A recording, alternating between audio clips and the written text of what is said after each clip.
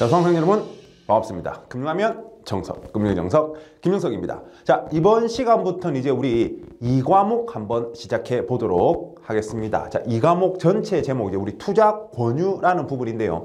전체 주제를 정말 한 단어로 잘 압축한 것 같습니다. 보시면 각 세부 챕터를 보시면 펀드 법규, 영업 실무, 직무윤리, 투자 권유와 투자자 분쟁 예방, 투자 권유 사례 분석 이렇게 5개 챕터로 이루어져 있는데요. 각 챕터가 이제 10문항이죠. 얘만 5문항이고. 그래서 총 45문항이 출제가 되는 이제 출제 비중이 이제 가장 큰 과목이 되겠습니다. 그런데 내용을 가만히 살펴보면 이제 이 과목 제목이 왜 투자 권유인지를 알 수 있는데요. 보시면 펀드 법규, 이 펀드를 만들고, 쉽게 이야기해서 펀드를 만들고 유지하고 관리하고 그죠? 이런 것들과 관련된 이제 그 법규 사항들.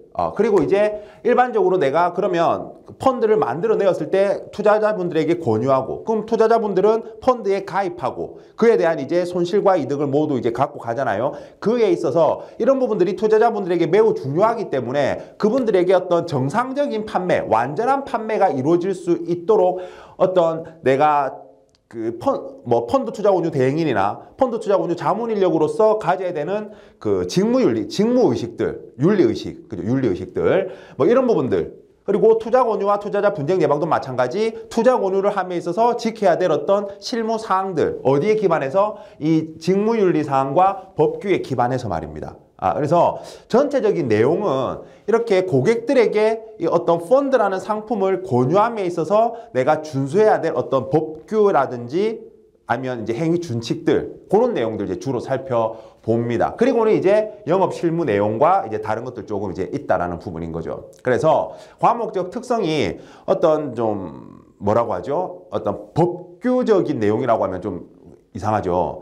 약간 고리타분한 내용, 문장을 읽으면 뭔지 잘 모를 것 같은 그런 내용도 법규에는 많고요. 직무윤리에도 딱 보면 도덕책 같은 그런 이야기들 많아요. 그래서 혹시나 잘못하면 재미없는 그런 파트가 되어버릴 수 있는데 이 부분이 양이 많거든요. 그런데 재미가 없으면 안 돼. 그죠? 그래서 그 부분 신경 써서 수업을 해드릴 거고, 그리고 이제 이 직무윤리라는 부분은 우리 금융투자협회 자격증 시험에 모두 공통적으로 들어갑니다. 그래서 공통직무윤리라고 생각하셔도 돼요. 그래서 예전에는 따로 공통직무윤리라고 해서 따로 책을 편찬한 적도 있었어요. 근데 이제 지금은 모르겠습니다. 무슨 이유인지 다시 이제 각 시험 교재 안에 들어가가지고 이렇게 직무윤리. 그래서 이거는 한 번만 공부를 잘 해놓으면 다른 시험 공부할 때는 거의 다시 이제 패스 할 수 있는 그런 부분입니다. 이 부분도. 근데 어렵지 않거든요. 많이 어렵지 않아요. 그래서 자세히 설명을 드리도록 하겠습니다. 자, 어쨌든 시작하기 전에 이런저런 말 많이 하기보다는 본격적으로 들어가서 안에 있는 내용 잘 설명드리도록 하겠습니다. 그래서 먼저 우리 이제 첫 번째 파트인 이제 펀드 법규 부분인데요. 이 펀드 법규 부분은 우리가 이제 처음에 제가 시작할 때 아마 말씀드렸을 겁니다. 우리 이제 펀드 신탁의 이해 부분하고 겹치는 내용이 많아요.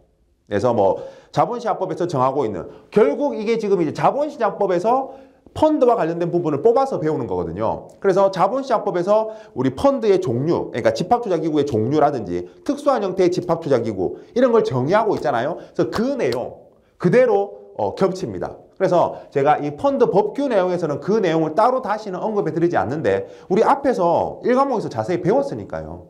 그래서 우리 증권집합투자기구, 부동산, 특별자산, 혼합자산, 단기금융 집합투자기구에 관한 내용, 그리고 환매금지형, 종류형, 전환형, 모자형, 상장지수 집합투자기구 이런 녀석들, 그 내용 중복된 건데 그건 앞에서 공부를 했으니까 여기서는 따로 언급하지 않고, 우리 이제 이번 시간에 펀드 법규에서는 일단 집합투자기구 설립 및 등록과 관련된 이제 법규 내용, 우리가 사람이 태어나면 주민등록을 하듯이 우리 동사무소 가서 그죠? 출생신고 하잖아요. 그렇듯이 펀드도 태어나게 되면, 설정되게 되면 펀드 태어났다고 신고를 해야 되고, 그리고 이제 등록을 해야 돼요. 주민등록 하듯이 펀드 등록해야 되거든요. 그런 이야기들. 그리고 이제 발행되고 유통되고 다음 이제 고객이 다시 자기 돈 달라고 하는 그런 사항들. 그리고 영업행위 규칙. 요게 사실 이제 양이 가장 많고 시험에 가장 많이 나오고 매우 중요한 부분입니다. 영업행위 규칙. 집합투자업자가 본인의 일을 함에 있어서 지켜야 될 이제 준칙들이죠. 그리고 집합투자자산 평가, 회계, 보관 및 관리. 이 보관 및 관리는 특히 이제 이 신탁업자와 관련된 이야기겠죠. 이 항목은. 그리고 이제 외국 집합투자증권에 대한 특례 조금 이렇게 이제 살펴볼 겁니다. 자, 그러면 우리가 이제 바로 본격적으로 내용 한번 살펴보도록 하겠습니다. 그러면 이제 우리 먼저 첫 번째 파트인 펀드 관련 법규부터 우리 한번 살펴보도록 하겠습니다. 그래서 1번 집합투자기구 설립 및 등록에 관한 이야기입니다. 자, 그래서 집합투자기구 설립과 관련해서 먼저 이제 집합투자기구 설정 절차입니다. 일단 우리나라 이제 자본시장법에서 정하고 있는 사항이 하나 있는데요. 그게 뭐냐면 일단 공모 발행이고, 여기서 말하는 공모 발행은 우리가 이제 모집과 매출이란 걸 합쳐서 일컫습니다. 공모 발행이고, 그 공모 발행하는데 그 규모가 10억 원 이상이면 어떻게 해야 되느냐? 반드시 금융위원회에 증권신고서를 제출하라고 자본시장법에 정하고 있습니다. 이 증권신고서라는 거. 그러니까 신고하라는 거죠. 일단 펀드, 신고하라는 겁니다. 어떤 펀드고 이런 사항들. 근데 여기서 보면 또 앞에서 조금씩 이제 설명을 드려서 정리가 잘 안 된 용어들이 있는데 뭐냐면 일단 공모라는 단어, 그죠? 우리 이제 공모라는 단어는 반대되는 말이 사모라는 단어다, 그죠? 이거 제가 이제 좀 이제 설명을 드렸을 수도 있는데 어쨌든 공모와 사모 구분 기준은 불특정 다수 50인이라고 생각하시면 됩니다. 그래서 불특정 다수 50인 이상의 자에게 이 새로운 증권의 취득 또는 기발행된 증권의 취득을 이제 권유하는 거죠. 그 부분을 우리는 공모라고 합니다. 50인 이상의 자. 이 공자가 이제 우리 공부할 때 그 공자잖아요. 그게 아니라 이제 개인 사자 쓰는 건 그럼 반대죠. 이제 50인 미만, 즉 49인 이하. 같은 말입니다. 그죠? 어떨 때 한번 제가 질문을 받은 적이 있어가지고 예전에 오프라인에서 50인 미만이랑 49인 이하 왜 다르게 표현을 해요? 예, 깜짝 놀랐습니다. 어쨌든 같은 표현입니다. 그죠? 네, 50인 미만 또는 49인 이하의 자에게 이제 발행된 증권의 취득을 권유하는 거죠. 그걸 이제 우리가 사모라고 합니다. 사모 발행. 예, 그래서 이제 인원수로 판단하는 거예요. 그래서 사모 발행은 그 안에 이제 인원수가 얼마 안 되기 때문에 규제에서 좀 자유롭죠. 자유로워요. 그래서 뭐 책임도 너가 지는 거고 대신 규제도 확 풀어줄 테니까 너 하고 싶은 대로 좀 해라 라고 하는 게 이제 우리가 사모 펀드 같은 것들 이제 그런 개념이죠. 근데 이제 공모는 많은 사람들이 참여하기 때문에 이제 법이라든지 이런 직무윤리 준칙들로 많이 이제 보호하는 거죠. 그렇게 보시면 되겠습니다. 그래서 우리가 이제 공모 발행이고, 근데 공모에다가 제가 모집이나 매출이란 단어를 썼는데 두 개의 차이는 뭐냐면, 그러니까 모집과 매출을 합쳐서 공모라고 한다고 생각을 하시면 됩니다. 그래서 모집은 이제 새로 발행하는 증권. 그러니까 어떤 회사가 주식을 발행하는데 새로 발행하는 거예요. 새로 발행해서 이제 자, 우리 회사에 투자하세요라고 하는 걸 우리는 이제 50인 이상의 자에게 하는 걸 우리가 모집이라고 하고, 모집 발행이라고, 모집이라고 하고, 매출은 기발행된 증권. 그래서 여기서 말하는 기발행된 증권은 이제 뭐 대주주가 소유하고 있던 거, 이런 것들. 그러니까 발행은 되었는데 시장에 풀리지 않은 물량. 그래서 이제 대주주나 주요 주주가 갖고 있던 물량들이 있죠. 회사가 자사주로 갖고 있던 물량, 이런 물량을 이제 처음 푸는 거죠. 그렇게 기발행된 증권의 취득의 청약을 50인 이상의 자에게 권유하는 걸 우리는 매출이라고 합니다. 이렇게 두 개를 합쳐서 우리는 공모라고 해요. 그냥 가볍게 단어 개념 이렇게 알아두시면 되겠습니다. 자, 어쨌든 이런 공모 발행이고, 즉 50인 이상의 자에게 취득을 권유하는 거고, 그 다음에 그 규모가 10억 원 이상이면, 10억 원 잘 알아두시고, 10억 원 이상이면 반드시 금융위원회에 증권신고서라는 걸 제출해야 된다라는 거죠. 제출해야 되고, 또 뭘 해야 되느냐? 신고, 출생신고하고, 다음에 이제 주민 등록하듯이 집합투자기구 등록을 해야 되거든요. 등록하려면 당연히 뭐 하겠어요? 이제 등록 신청을 하겠죠. 등록 신청을 합니다. 그래서 등록 요건을 갖추고, 집합투자기구 등록 요건이 있어요. 뒤에 가서 조금 몇 개 살펴볼 건데, 그 등록 요건을 갖추어서 이제 역시 금융위원회에다가 등록 신청을 하는 거죠. 그렇게 하면 이제 금융위는 요거를 20일 이내에 이제 등록 여부를 결정해 줘야 됩니다. 그래서 요 부분을 신청하면 금융위는 20일 이내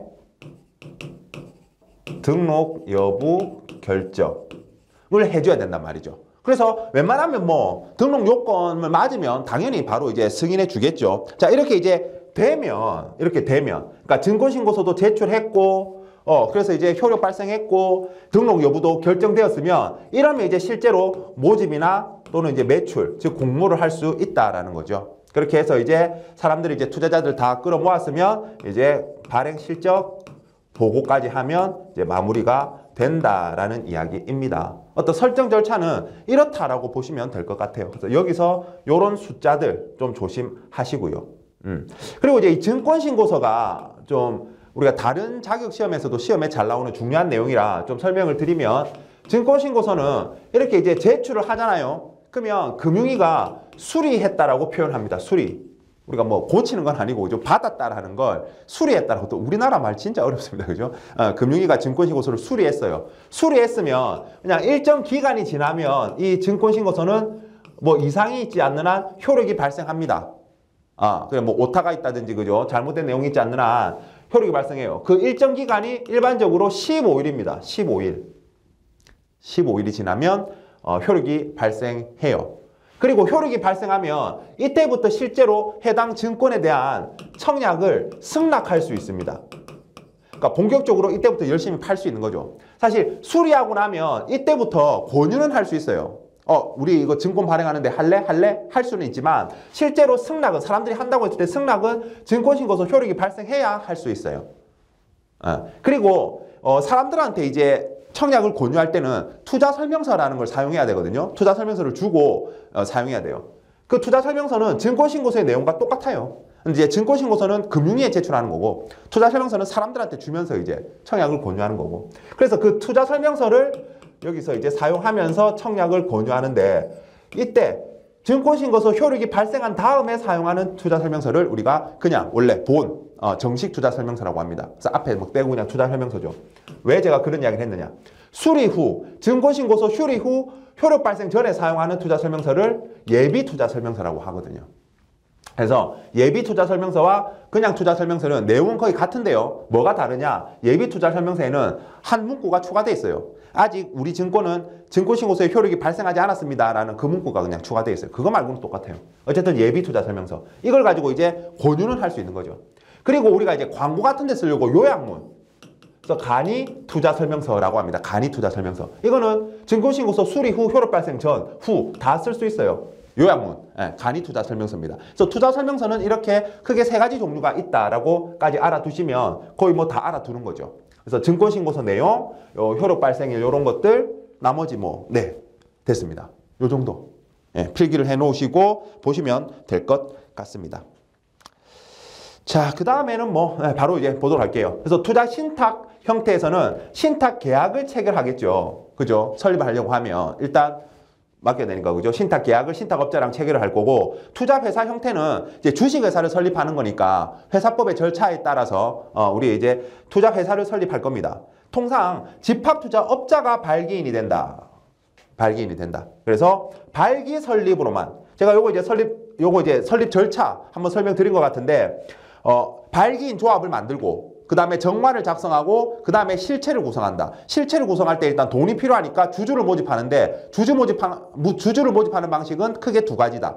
그래서 발기 설립과 모집 설립이 있다. 하지만 우리가 투자회사 형태에서는 발기인들만이 주주가 되는 발기 설립 방식으로만 가능하다라고 말씀드렸죠. 그리고 이제 실체, 그러면 돈 모였으면 주주총회 열어가지고 이사감사 선임하고, 그죠? 그렇게 했으면 이제 이사감사는 설립조차 감시하고, 그리고 다 됐으면 이제 설립 등기, 등기. 우리 회사 이제 또 태어났어요. 주민등록 하듯이 설립 등기하면 회사는 그때부터 존속하죠. 자, 그래서 이 부분 이렇게 체크하시면 될 것 같습니다.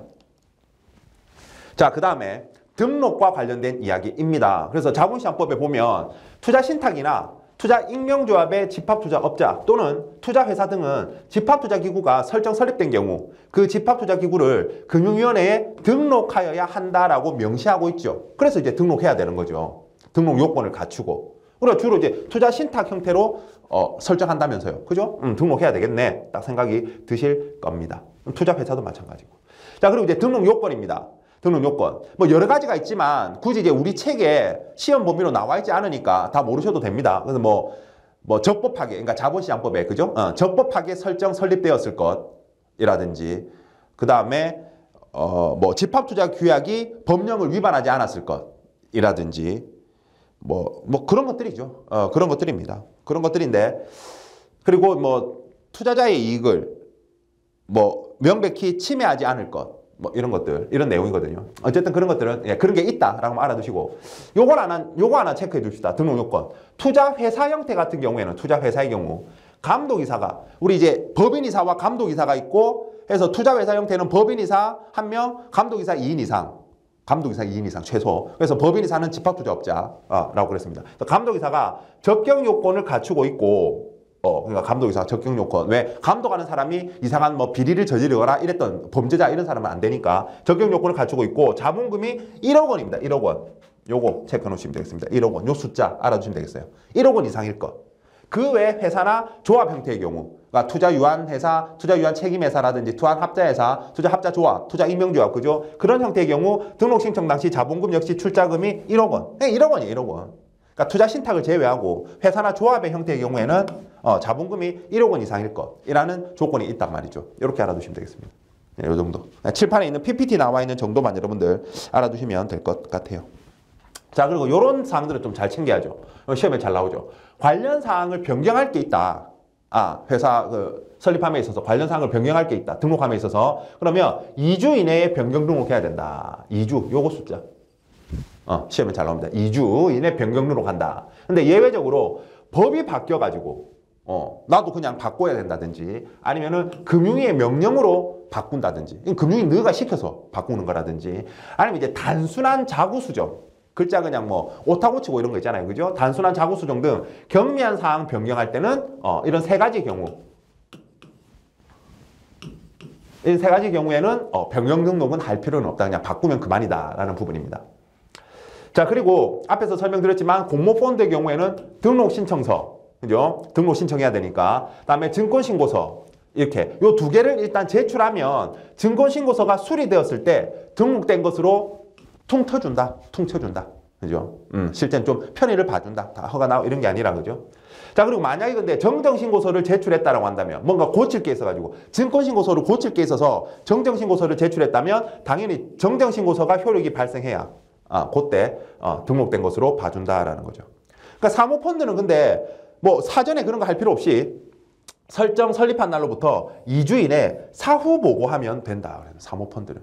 규제가 너무 완화되어 있죠. 그죠? 이거는 사전에 하는 게 아니라 만들고 나서 그냥 만들었습니다. 이렇게 하면 된다는 거죠. 네. 요 내용들 읽어 놓으시면 되겠습니다. 자, 그럼 이제 우리가 두 번째 2번 집합투자증권의 구성 등에 대한 내용 살펴보겠습니다. 그래서 자본시장법 189조에 보면 투자신탁의 수익권과 관련한 내용들이 명기되어 있는데요. 자, 하나씩 봅시다. 1번 수익자는 신탁 원본의 상환 및 이익의 분배 등에 관하여 수익증권의 좌수에 따라 균등한 권리를 가진다라는 문구. 그죠? 그러니까 모든 수익자는 동일한 권리를 가지는 게 아니죠. 그죠? 본인이 투자해서 갖고 있는 수익증권의 좌수에 따라서 거기에 따라서 이익받을 권리라든지 이런 게 자연적으로 생긴다. 그죠? 그리고 내가 수익자 총회에 참가해서 의결권, 손들 수 있는 권리라든지 이런 것들이 본인이 투자한 돈만큼 생기는 거죠. 그죠? 예, 그래서 그런 이야기입니다. 그죠? 그래서 수익자가 할 일은 없어. 수익자는 요런 것만 가지. 투자했으니까. 그죠? 요 문구 한번 읽어 놓으시면 되겠고. 두 번째, 투자 신탁을 설정한 집합투자업자는 수익증권의 발행가액 전액입니다. 전액이 납입된 경우 신탁업자의 확인을 받아 전자등록의 방법으로 일단 중요한 말이 이거죠. 수익증권을 발행해야 된다. 요즘에는 다 전자시대니까 뭐 실물로 발행하고 이러지 않죠. 잃어버리니까. 그죠? 예, 그래서 전자등록의 방법으로 수익증권을 발행한다네요. 전액이 돈이 들어왔으면 그때 우리 집합투자업자의 업무 중에 하나가 집합투자증권 발행이었잖아요. 여기서 그걸 알 수가 있네요. 자본시장법에서도 이야기하고 있네요. 자, 그리고 이 수익증권은 요거 이제 시험 잘 나옵니다. 무행면 기명식으로 해야 된다. 종이 쪼가리 겉면에 금액이 안 적혀 있어야 된다. 안 적혀 있다. 안 적혀 있어야 된다. 안 적혀 있다. 무행면이다. 왜 그러냐라고 하면 펀드는 약속을 했어요. 처음 만들면 일단 무조건 천자당 1,000원이에요. 펀드를 처음 만들 때 천자당 1,000원. 그러니까 뭐. 그리고 이제 기준 가격은 매일 바뀌잖아요. 이건 액면가가 의미가 없지. 그래서 무행면. 뭐 그렇게 생각하면 될 것 같아요. 처음 만들 때 천자당 1,000원이라서. 그다음에 기명식. 누구 건지는 이름은 써있죠. 홍길동. 원래 주식이 주주명부에 등재되어 있잖아요. 그렇듯이 수익자 누구? 기명식. 김영식이 수익자가 아니라 그죠? 네, 네, 죄송합니다. 이런 쓸데없는 애드립은 자제하도록 하겠습니다. 자, 어쨌든 수익증권은 그래서 김영식이다. 누구 건지 이름은 써져 있다. 그래서 무액면 김영식. 근데 시험에 뭐 액면, 뭐 무김영식 이런 건 다 틀린 표현입니다. 그죠? 잘 알아두시면 되겠습니다. 주권도 마찬가지입니다, 여러분들. 투자회사의 주식, 주권도 마찬가지예요. 우리가 실제로 주주의 지위를 표창하는 유가증권은 주권이라고 합니다. 우리가 물론 이제 그 회사의 주식에 투자했다라고 하는데 내가 주식에 투자해서 내가 받은 임명장, 주주의 지위를 표창하는 유가증권, 종이 쪼가리는 주권이라고 합니다. 용어를 좀 정확하게 이야기하면 구분하시면 좋죠. 어쨌든 그래서 투자회사의 주식은 무액면 김영식이다. 주권은 무액면 김영식. 똑같죠, 그죠? 똑같습니다.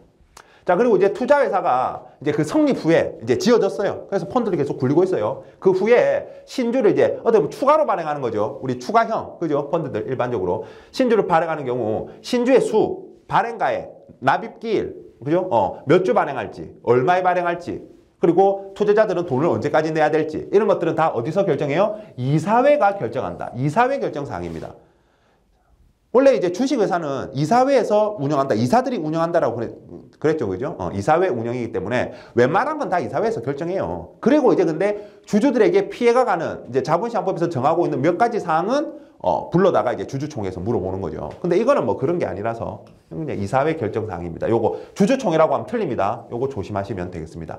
자, 그리고 요것도 투자회사의 주식은 오로지 보통주로만 발행된다. 보통주식으로만. 이게 이제 무슨 이야기냐면 그 주식의 종류가 보통주, 뭐 우선주, 좀 주식에 조금만 관심 있는 분은 다 들어보셨을 겁니다. 후배주, 혼합주, 뭐 폭탄주 이런 거 아니에요. 폭탄주 이런 거 아니고. 예. 그래서 이거는 이제 그 기준이 되는 주식이고 이 보통주주들보다 배당을 받을 권리가 우선적으로 있는 주식, 우선주, 뒤에 있는 주식, 후배주, 배당은 먼저 받고 자녀재산 분배는 후위에 있는 그런 건 혼합주 이런 게 있어요. 근데 어쨌든 투자회사의 주식은 보통주로만 발행이 가능하다라는 거. 요거. 또 잘 중요하니까 정리해 두시면 될 것 같습니다. 자, 그럼 이제 우리가 세 번째 집합투자기구의 합병 내용 한번 살펴보겠습니다. 우리가 이제 펀드 합병할 수 있다. 펀드끼리 합병할 수 있습니다. 그죠? 그러니까 뭐 어떤 A 펀드가 B 펀드를 흡수 합병할 수 있고, 그러면 B 펀드는 이제 A 펀드에 B 흡수 합병 당하고, 이것도 우리 앞에서 그 법정해지 사유 중에 하나였는데 기억나시는지 모르겠습니다. 그래서 투자신탁의 합병 보시면 193조에 다른 투자신탁을 흡수하는 방법으로 투자신탁을 합병할 수 있다. 일단 법에서 허용하고 있습니다. 또 투자신탁을 합병하고자 하는 경우 일단 집합투자업자는 합병 계획서를 작성한다. 계획서. 그리고 이 계획서는 합병하는 각 투자신탁의 수익자 총회 결의사항이다. 수익자 총회 결의 거쳐야 한다라는 거죠. 합병에 관한 사항은 말입니다. 수익자 총회 결의를 거쳐야 한다.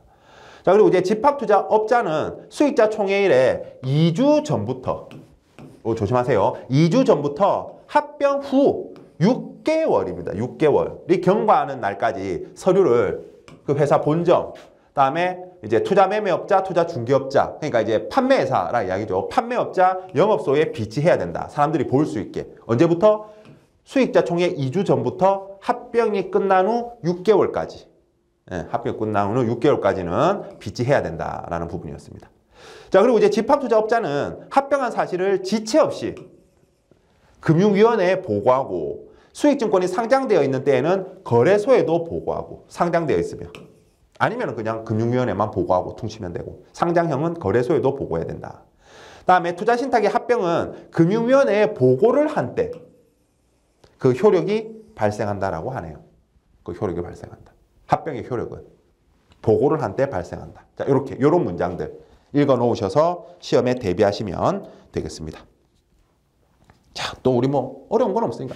자, 이렇게 법규 내용은 사실 여러분들이 외운다라기보다는 이게 이제 맞는 문장, 틀린 문장 구분하는 건데 처음에 내가 혼자 봤을 때는 말이 어려워서 그렇지, 문장이 어려워서 그렇지. 한 번만 좀 이렇게 조금만 이해하고 나면 사실 뭐 공부하기는 좀 쉽습니다. 여러분들한테 쉽다라는 표현 사실 잘 안 쓰려고 하는데 그죠? 뭐 그렇잖아요. 그죠? 참 쉽네요. 이래도 뭔 소리 하죠? 먼저 어려운데 막 이렇게 이야기 하시는 분들 많으니까.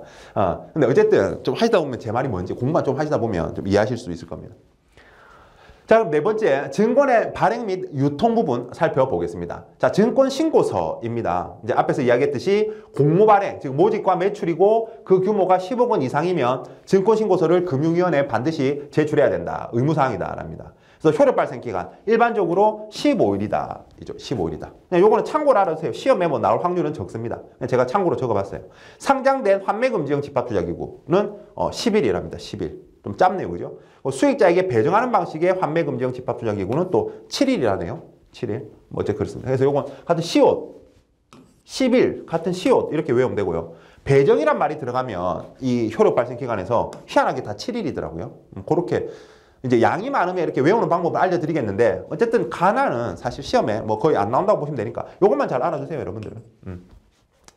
자, 그럼 또 기가 막히게 외우는 방법이 있는데 뭐 시험에 거의 안 나오니까 넘어가겠습니다. 라는 좀 잘 알아주세요. 모집가액, 매출가액, 발행이자율 다 중요한 사항이죠. 그리고 이와 관련된 사항의 변경으로 인하여 정정신고서를 제출하는 경우에는 그 정정신고서가 수리된 날로부터 3일 요 시험에 잘 나오는 문장입니다. 3일. 자, 그리고 이제 제출 의무자는 당연히 누구? 발행인이 제출 의무자다. 증권을 발행하는 자가 증권신고서를 제출해야 된다. 뭐 당연한 이야기일 겁니다. 그죠? 그래서 요 페이지에서 중요한 것들은 제가 또 이렇게 언급해 드렸습니다. 자, 그리고 이제 개방형 집합투자기구라면 우리 개방형 펀드, 폐쇄형과 개방형 할 때 개방형 일괄신고서 제출이 가능하다. 왜? 개방형은 일반적으로 우리 추가형으로 발행된다. 그죠? 그럼 계속해서 그 펀드를 발행해야 된단 말이에요. 그러면 그때마다 10억 원이 넘어가지고 증권신고서를 제출하면 불편할 거 아니에요. 그래서 그냥 한 방에 퉁칠 수 있는 일괄신고서라는 걸 제출 가능하게 허용하고 있습니다. 일괄신고서. 그래서 자, 우리 펀드는 뭐 올해 한 1,000억 정도 발행할 거야 라고 일괄신고서를 제출하는 거죠. 그러면 그 신고서가 제출되고 나면 실제 발행할 때는 추가 서류 제출 의무가 면제된다라는 겁니다. 편리하죠. 그럴 때 쓰는 게 일괄신고서인데 당연히 요 개방형 집합투자기의 경우에 이게 허용되어 있다. 이렇게 결론적으로 요것만 알고 계시면 될 것 같습니다. 깔끔하죠? 자, 그리고 이제 투자설명서입니다. 투자설명서. 자, 1번. 투자설명서에는 증권신고서에 기재된 내용과 다른 내용을 표시하거나 그 기재사항을 누락하여서는 아니 된다. 같아야 된다. 그래서 증권신고서는 금융위, 투자설명서는 투자자에게 주는 거죠. 자본시장법에 이렇게 명시하고 있어요. 자, 그리고 2번. 누구든지 증권신고에 효력이 발생한 증권을 취득하고자 하는 자에게 투자설명서를 미리 교부하지 아니하면 그 증권을 취득하게 하거나 매도하여서는 안 된다. 원칙적으로는 효력이 발생한 증권의 경우에는 취득을 권유할 때 일단 투자설명서부터 줘라 말이죠. 그리고 그걸 설명하면서 권유하라는 이야기입니다. 예외는 물론 있죠. 예외 시험 잘 나옵니다. 그건 뒤에 좀 보고요. 그래서 효력 발생 후에 사용하는 거 그냥 투자설명서, 그죠? 신고 후, 효력 발생 전에 사용하는 거 예비 투자설명서. 그러니까 증권신고서 수리 후. 금융위 입장에서는 수리. 하는 발행인 입장에서는 신고. 그다음에 효력 발생 전후 그냥 다 사용한 거 간이투자설명서 3개 있다 그랬습니다. 자, 그리고 이제 예외 전문 투자자. 야, 전문가니까 미안해. 우리가 불특정 다수 50인 공모라는 표현을 쓸 때 그 50인 불특정 다수 50인이라고 했잖아요. 그 50인을 산정할 때 제외되는 친구들. 뭐 변호사, 변리사 이런 전문가들부터 뭐 있어요. 좀 그 제외자. 그다음에 거부 의사를 서면 등의 방법으로, 서면뿐만 아니라 우리 이제 증거가 남을 수 있는 뭐 녹취 뭐 이런 등등 있죠, 그죠? 뭐 이메일 뭐 이런 등등. 어쨌든 서면 등의 방법으로 표시한 자. 그 다음에 기취득한 펀드를 추가로 취득하는 자. 이미 똑같은 거 하니까, 그죠? 뭐 똑같은 건데 뭐 또 뭐죠? 그 예전에 다 했을 거니까. 자, 이렇게 예외입니다. 예외. 다시 중요하니까 전문 투자자. 그죠? 다음에 50인 산정할 때, 공모할 때, 그 50인 산정할 때 제외자. 다음에 거부의사를 서면 등의 방법으로 표시한 자. 그리고 기취득한 펀드를 추가로 취득하는 자. 요 정도 암기하시면 될 것 같습니다. 자, 그리고 이제 투자설명서는 매년 1회 이상 갱신해야 됩니다. 뭐 다른 내용이 있을 수 있으니까, 그동안 바뀐 사항이 있을 수 있으니까 매년 1회 이상 갱신하자. 자, 요 내용들까지 정리를 하시면 우리가 이제 일단 집합투자기구 설정 설립에 관한 사항들, 뭐 발행과 관련된 사항들을 이 정도 정리하실 수가 있겠습니다. 자, 다음 이제 우리 3번 투자권유와 관련된 부분인데, 일단 자본시장법에서는 이 투자권유와 관련된 부분들이 다 어디로 금융소비자보호법으로 넘어갔기 때문에 가볍게 그냥 몇 가지 살펴보면 될 겁니다. 근데 이제 중요한 내용들이 몇 개 있으니까 그건 잘 체크해 드릴게요. 자, 먼저 투자권유 준칙입니다. 자, 금융투자업자는 투자권유 준칙을 정하여야 한다라는 부분인데, 다만 파생상품 등에 대해서는, 즉 파생상품 등, 그죠? 파생상품, 파생상품, 파생결합증권, 파생상품 펀드, 그죠? 이런 아이들은 일반 투자자의 투자 목적, 재산 상황 및 투자 경험 등을 고려해서 투자자 등급별로 차등화된, 그래서 투자자 등급별로 차등화된 투자권유 준칙을 마련하여야 한다. 이 문장이 시험에 아주 잘 나오죠. 이 문장은 시험에 아주 잘 출제됩니다. 그래서 뭐 모든 투자자에게 동일하게 적용되는 투자권유 준칙을 마련한다. 왠지 말은 좋고 맞는 것 같지만 틀립니다. 그래서 파생상품 등의 경우에는 투자자 등급별로 차등화된 투자권유 준칙을 마련해야 된다라는 부분이 맞고요. 그리고 금융투자업자는 이 투자권유 준칙을 정한 경우 이를 인터넷 홈페이지 등을 이용하여 공시하여야 한다. 변경했을 때도 변경 공시를 해야 된다. 그리고 이것과 관련해서 금융투자협회는 투자권유 준칙과 관련해서 금융투자업자가 공통으로 사용할 수 있는 표준 투자권유 준칙을 제정할 수 있다. 제정했고 우리도 그걸 이제 공부하고 있고 그렇다, 그죠? 업자들은 활용하고 있고.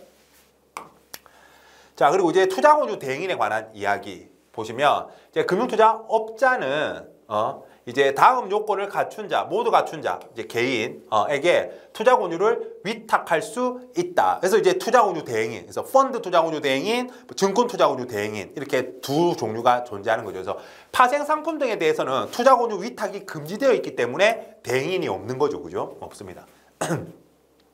그래서 미리, 그러니까 금융위원회에 등록된 자가 아닐 것, 다에 의해서, 다에 따라서. 금융위원회에 등록된, 그러니까 기등록된 자가 아니어야 된다는 거죠. 그죠? 투자권유 대행으로 등록하려면. 그 다음에 금융투자 상품에 관한 전문 지식이 있는 자로서 대통령령으로 정하는 자격을 갖춰야 된다. 그래서 자문인력 자격증이라든지 운용인력 자격증이라든지 이런 것들이 있어야 된다라는 부분이고, 그 다음에 등록이 취소된 경우 그 등록이 취소된 날로부터 3년이 지났어야 된다라는 거. 3년. 요거 좀 조심하면 되겠고. 되게 보겠습니다. 그리고 이 가에 따라서 이제 투자권유를 위탁받은 자는, 그러니까 투자권유 대행인들이나 이런 사람들은 다에 따른 등록 전에는 투자권유를 하여서는 안 된다. 그래서 원래 무조건 하려면 협회에 등록해야 돼. 그래서 업자들은 그 투자권유 대행인 계약을 맺었으면 개인이랑 이제 요걸 이제 협회에다가 이제 등록해야 되거든요. 그래서 그런 부분들입니다. 그래서 그 다가 뭐냐 보면 업자는 가에 따라서 투자권유를 위탁한 경우에는 위탁받은 자를 금융위원회에 등록하여야 한다라는 거죠. 그래서 금융위원회는 그 등록 업무를 대통령령으로 정하는 바에 따라 협회에 위탁할 수 있고, 그래서 협회에서 이걸 이제 자격 시험도 그렇고 그래서 이제 운용하고 있고 받고 있는 거죠. 그렇죠? 그렇습니다. 요거죠. 그래서 이제 투자권유 대행인 생각해 보시면 될 것 같습니다. 하면 되고요. 그다음에 투자권유 대행인의 이제 금지행위 같은 것들. 그래서 투자권유 대행인 외의자에게 투자권유를 대행하게 하면 안 된다. 무자격자가 이런 업무를 수행하면 안 된다라는 부분이고, 그리고 업자는 투자권유 대행인이 투자권유를 대행함에 있어서 법을 준수하고 건전한 거래 질서를 해야 하는 일이 없도록 성실히 관리해야 된다. 그리고 이를 위해서 투자권유 대행 기준을 업자는 정해야 된다. 뭐 이런 이야기들이 이제 자본시장법에 적혀 있는 거죠. 그래서 원래 이제 이 파트가 과거에는 이제 뭐 투자권유 준칙들 때문에 좀 이제 시험에 잘 나오는 파트였는데 이게 금융소비자보호법으로 다 넘어가서 자본시장법에서는 빠지는 바람에, 그죠? 내용이 좀 많이 빈약해졌다, 그죠? 이제 그런 부분들은 그래서 적합성의 원칙, 적정성의 원칙 이런 것들은 이제 금융소비자보호법에서 살펴보면 되니까 넘어가는 부분들이다, 그죠? 자, 그 정도 보시면 될 것 같고. 자, 그리고 이제 수수료와 관련된 거. 요것이 이제 시험에 잘 나오죠. 요 별표해 놓고 시험에 대비하시면, 자, 이제 그 판매업자가 받는 수수료 중에 판매 보수가 있고요. 판매 수수료가 있습니다. 뭐 똑같은 거 아니야 할 수 있지만 좀 달라요, 그죠? 어떻게 다르느냐라고 하면 보시면 정의를 먼저 보시면 판매 보수는 지속적으로 업자가 제공하는, 즉 판매회사가 제공하는 서비스에 대한 대가다라는 거죠. 용역에 대한 대가. 반면에 판매 수수료는 판매 행위에 대한 그 대가, 팔았기 때문에 받는 수수료다라는 거죠. 업자가. 그래서 판매에 대한 대가다라는 부분입니다. 그래서 요게 이제 어떤 말장난 같지만, 그래서 판매 보수는 집합투자기구에서 조금씩 이제 수취하는 부분이고, 판매 수수료는 투자자가 부담한다 라는 부분입니다. 그래서 예를 들어서 판매 수수료가 1%다라고 한다면 내가 어떤 펀드에 10만 원을 투자했다라고 한다면 거기에 1%인 1,000원이 판매 수수료로 떼이는 거죠. 그죠? 뭐 선취 판매 수수료다라고 하면 떼이고 99,000원만 이제 펀드에 들어가는 거죠. 그걸 이제 선취 판매 수수료. 아니면 후치 판매 수수료는 이제 뒤에 떼는 거죠. 그죠? 환매할 때 떼는 게 후치 판매 수수료. 어쨌든 판매 행위에 대한 대가가 되겠습니다. 판매 수수료. 그래서 투자자가 부담한다라는 건 그런 의미였습니다. 방금 말씀드린. 그래서 얼만큼 떼느냐? 그래서 선취 판매 수수료는 납입 금액. 그죠? 후치 판매 수수료는 환매 금액의 2% 이내다라는 거죠. 맥시멈 2% 이내. 그리고 판매 보수는 어쨌든 다시 한번 이제 계약을 쭉 유지시키는데 이제 판매 회사들이 좀 이제 일을 하니까 뭐 통장도 발급해주고 뭐 그런 계속 그죠 카드도 다시 뭐 해주고 보안 카드도 다시 뭐 재발급해주고 뭐 그런 것들에 대한 대가로서 집합투자기구 재산 그래서 집합투자 재산의 연평균 가액의 1% 이내에서 매일 조금씩 된다라고 보시면 되겠습니다. 1% 이내에서 그래서 이 숫자들 이런 것도 중요하거든요. 그래서 우리가 금융공학적으로 좀 학습하기 위해서 좀 팁을 알려드리면 저는 이렇게 공부했죠. 보일러. 보수는 1%.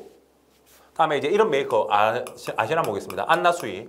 여성분들 좀 아실 수 있는 안나수이. 수수료는 2%. 이런 뭐 이제 금융공학적으로 우리가 학습하는 거다고요. 네, 그렇습니다.